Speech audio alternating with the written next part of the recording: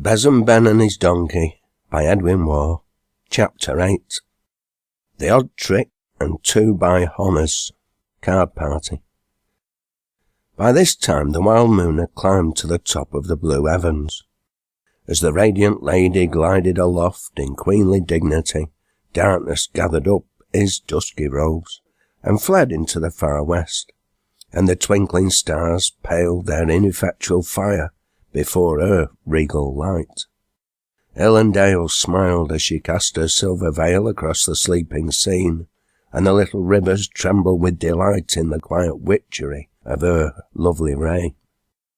There are few things in this world more beautiful than sleep, especially to the weary, but this was one of those nights which are almost too beautiful to be spent in sleep.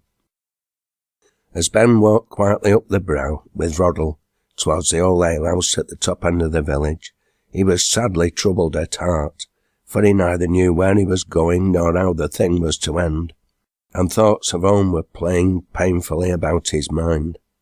He cast many a glance aside at the old man who was leading him by the collar. He could see him now in the open moonlight, and Roddle's quaint dress puzzled him not a little, for he wondered that such a man should have the authority to take him into custody. He felt half inclined, once or twice, to try to trip up the old man's heels, and then make a run of it.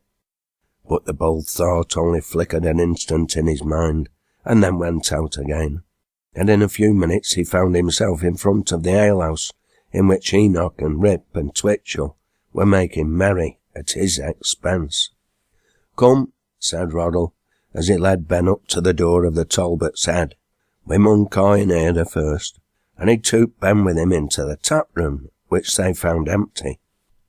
"Now then," continued Roddle, knocking upon the table, "afore we go any furrer, thou's have a draught of ale and a bit of supper. Thou'll need it afore morning." Ben was just going to ask Roddle once more how far they had to go that night, when the landlord looked in. "Were you knocking?" said he, staring first at Roddle and then at Ben's doleful face. "Aye," replied Roddle, pointing at Ben. "Bring this lad a pint, Wilga." "Directly," said the landlord as he walked out. Roddle followed him into the lobby and whispered to him. "I say, Jem, how's that beef getting on?" "They're just bound to tack it in," replied the landlord. "Oh, well," continued Roddle, "I'll tell thou what to do." "Well?" "Cut a good-sized plateful off it, and bring it in here for this lad. Don't let those chaps in back room know about it. I'll tell thou when they're gone." "All right," replied the landlord to Roddle. "Art thou bound to have a bit too?" No, answered Roddle. "Bring some for this lad, and be sharp with it." "I see," replied the landlord, winking at Roddle. "I'll look after it." In 2 or 3 minutes a girl came in with the ale, and with a steaming plate full of boiled beef and potatoes, which she set down in front of Ben, directed by Roddle, who silently pointed towards him.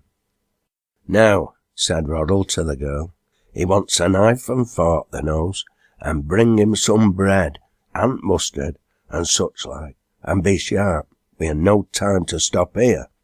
The girl brought them in. "Now then," said Roddle to Ben, "get that into thou, as soon as to come, and let's be going."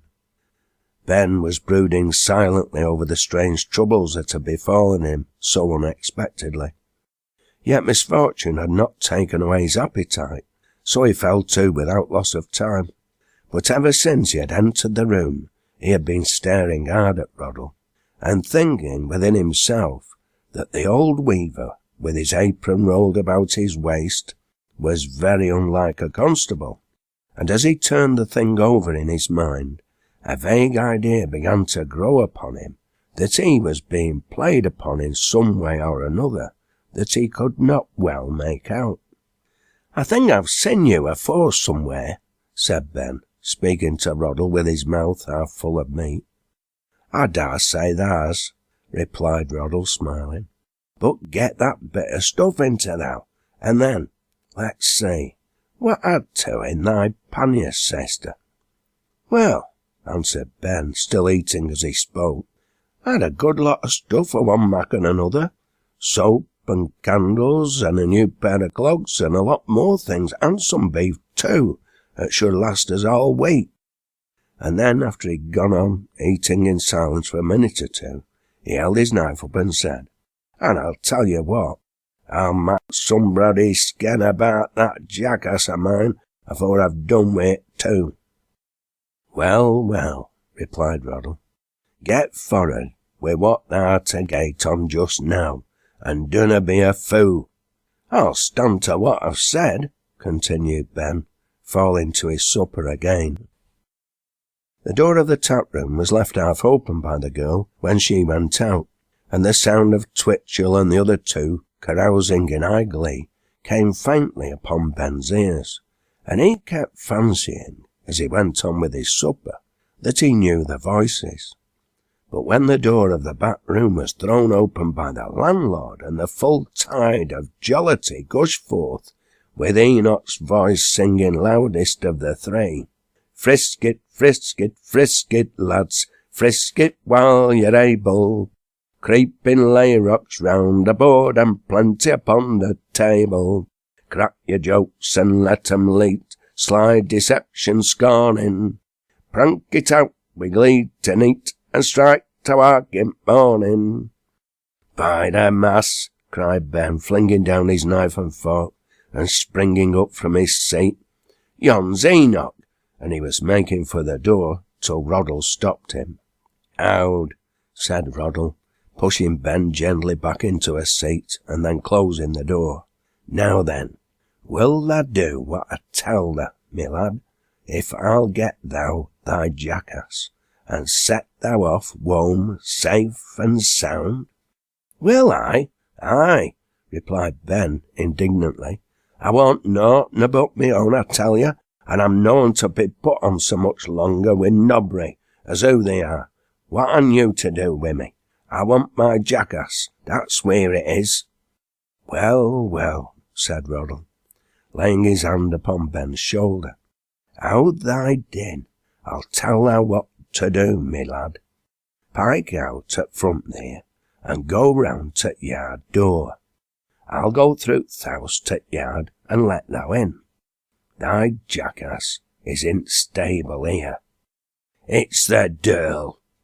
"I've told thou," continued Roddle, "so howd thy din, or else they'll upset th' whole consarn. I'll see thou right, if thou'll do as I tell thou. Off with thou quietly out at front door now. I'll go to the gate and let thou in." Ben went out at the front and round the corner. It was broad moonlight.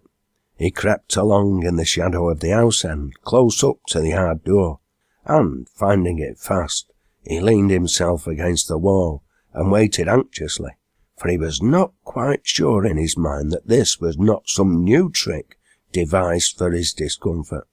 But he had not waited more than 3 minutes before he heard Roddle trailing his clogs slyly through the backyard, and then he tried the latch again. "Who's there?" whispered Roddle from the inside. "It's me," replied Ben in a low voice. "I'm Comfort Jackass." "All right," replied Roddle, quietly unbarring the door.